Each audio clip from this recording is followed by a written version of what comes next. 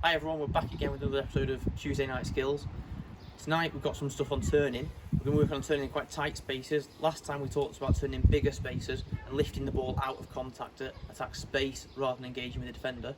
This is going to be some quite tight turns, particularly around the circle, around defenders, protecting the ball, making sure that you're not putting it into their hands easily. So the first exercise we've got today, guys, is going to be based around this little diamond that we've got here with the cone in the middle.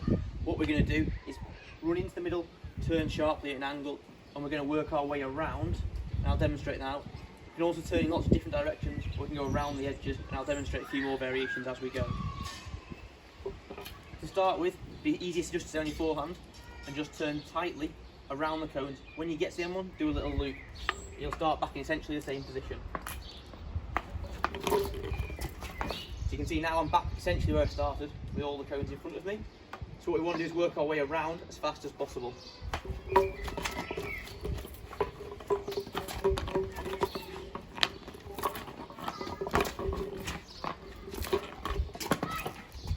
Okay, so we're going to go on our reverse now, guys. We're going to start out extended on our reverse, the first couple, and I'm going to shift position. I'll explain as I go. When we're out in our reverse, the biggest problem is we can't pass the ball, or we can't do it very easily anyway, particularly over long distances. So there's a time and a place for this. If you've got teammates available, maybe this isn't the one. But if there's more space there, maybe give it a go.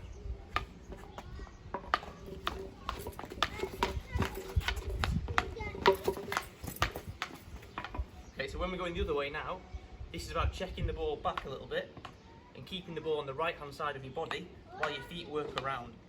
If we do this, we're always in a position to pass the ball. So as I'm moving forward, I can check it back, let my feet go past the ball, and at this point I can still pass it. As I come around, I've turned 90 degrees as I was before, and then I just hold my foot around.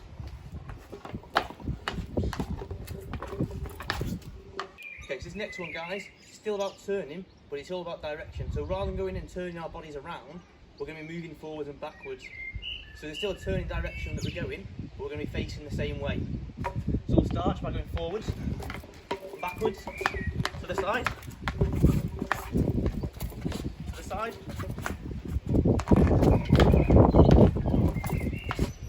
and back to the start. Moving the ball backwards like that in a controlled manner is really important because it lets us be able to see our opposition. Rather than turning our back to protect the ball, we can still pass it. We can see how they're going to tackle, so they're jabbing and they're blocking, and where are our teammates up ahead of us. So that's really important there. So we're with the last bit for today, guys. This one's a little bit different. It's a little bit like Talbot did on Sunday's episode, if you watched that. I've got a golf ball for now, so I'm going to try and challenge myself, but you could use a tennis ball, a lacrosse ball, or even a hockey ball. The reason I'm using a golf ball is one, because it's small, but two, because it bounces more off the wall. So what I'm going to do is bounce it into the wall, and make sure you check with your parents if you're doing it at home against your house or anything like that.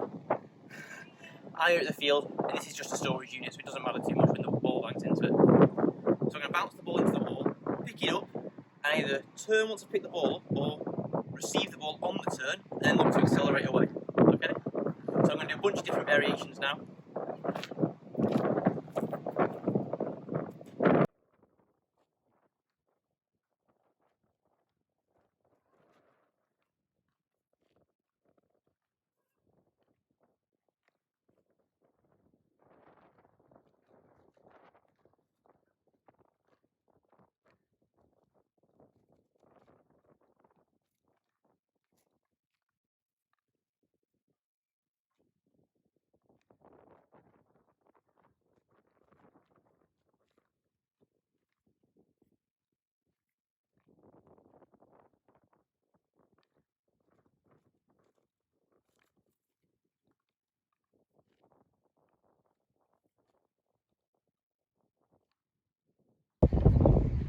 So you can see there, guys, there's loads of different ways you can do this.